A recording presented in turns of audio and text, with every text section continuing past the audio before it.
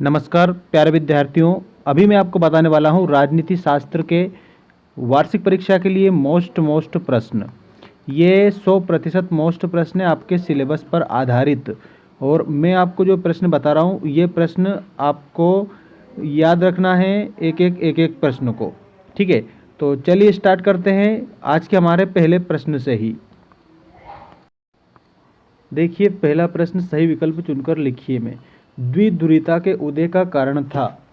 तो यहाँ आपको मैं बता रहा हूँ दो महाशक्तियों का उद्भव, बड़ी शक्तियों की कम संख्या, परमाणु हथियार की दौड़। तो इस पर ऑप्शन नंबर डी आएगा करेक्ट। उपयुक्त सभी कारण थे। अगर आपसे प्रश्न वैसे भी पूछे ना कि द्विध्रुवता के कारण लिखिए, तो आप ये सारे कारण लिख देंगे, तीन के तीन ही जो इसमें दिए गए हैं। तो यहाँ पर करेक्ट उत्तर आपका ऑप्शन नंबर डी हो जाएगा। इसके बाद में नेक्स्ट क्वेश्चन देखिएगा।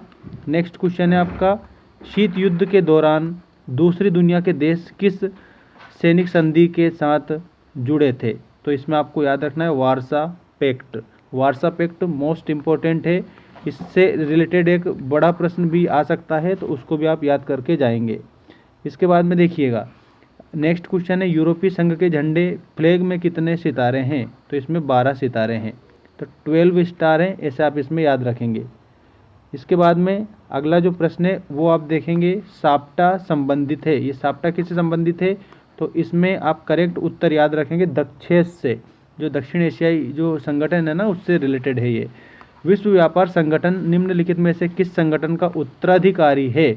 तो यहाँ आपको याद रख देना है, मुख्य जो करेक्ट उत्तर आपका ऑप्शन नंबर 1 होगा, general agreement on trade and tariff.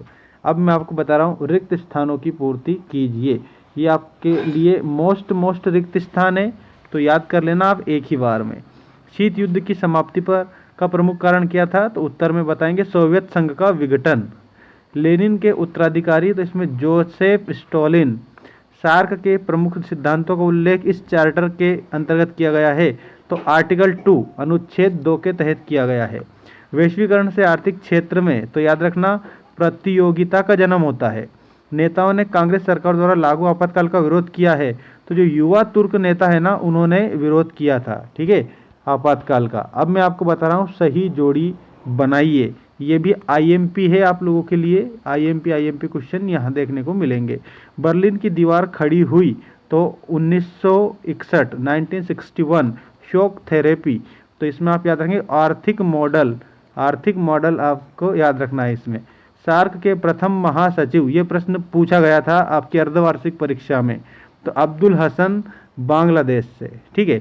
Next question देखिए, अंतर्राष्ट्रीय न्यायालय में न्यायाधीशों की संख्या, इंटरनेशनल जो न्यायालय होता है उसमें न्यायालयों की जो संख्या है वो 15 है, 15।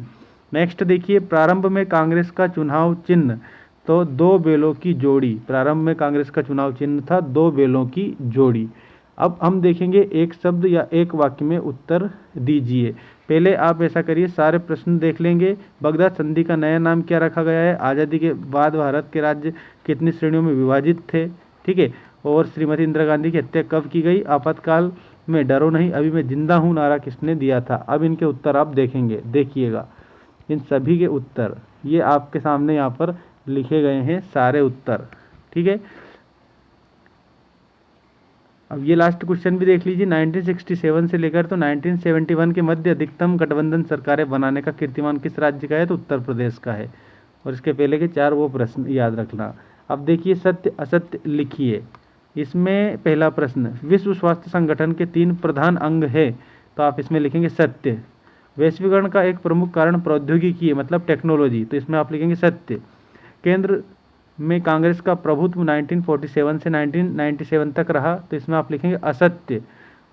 जनता पार्टी सरकार के पतन का प्रमुख कारण दलीय गुटबाजी थी, तो इसमें आप लिखेंगे सत्य। और 1991 के लोकसभाई चुनाव में भाजपा सबसे बड़ी विजयी पार्टी के रूप में सामने आई, तो इसमें आपको लिखना है असत्य, असत्य लिखना है, ठीक है। तो ये सत्य असत्य भी आप कंप्लीट करेंगे।